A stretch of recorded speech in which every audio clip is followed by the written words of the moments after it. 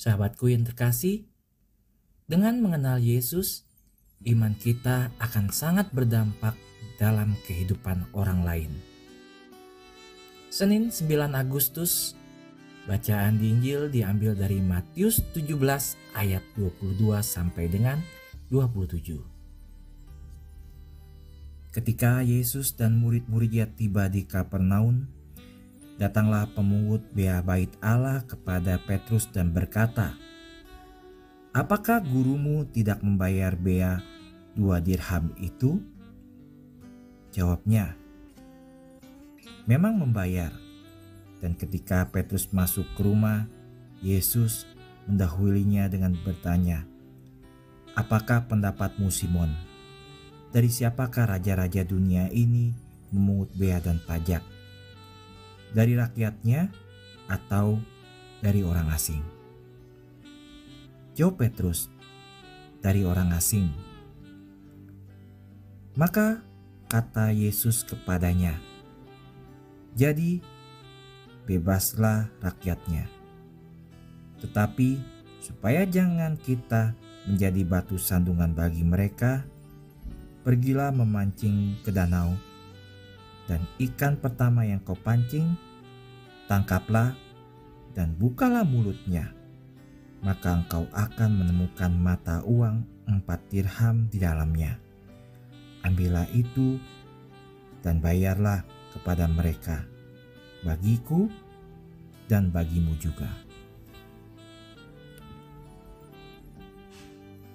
Sahabat, setiap orang diminta untuk membayar bea untuk mendukung bait suci.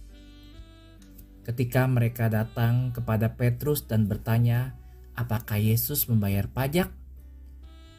Petrus tidak berkata, "Oh, biar aku bertanya kepadanya dahulu." Atau, "Ya, kadang-kadang dia melakukannya." Santo Petrus mengenal Yesus dan tanpa ragu-ragu ia berkata, "Ya, Yesus membayar pajak." Mungkin dia tidak yakin tentang bagaimana Yesus akan membayarnya, tetapi dia tidak ragu bahwa Yesus akan membayar, sahabatku. Sebenarnya Tuhan tidak perlu membayar pajak untuk bait-Nya. Jadi mengapa dia tetap membayar? Seperti yang selalu Yesus katakan, jangan membuat mereka bingung.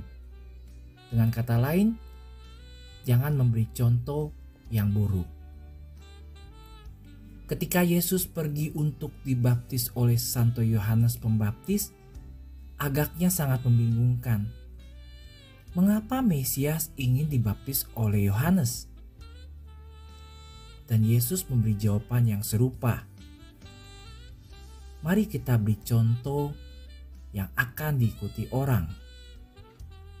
Seringkali Yesus melakukan hal-hal yang tidak wajib dilakukannya untuk memberi contoh yang baik, sahabatku.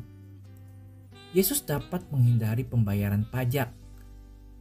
Kita pun dapat menyelinap ke kereta tanpa membayar atau mendownload program, film, atau lagu secara ilegal.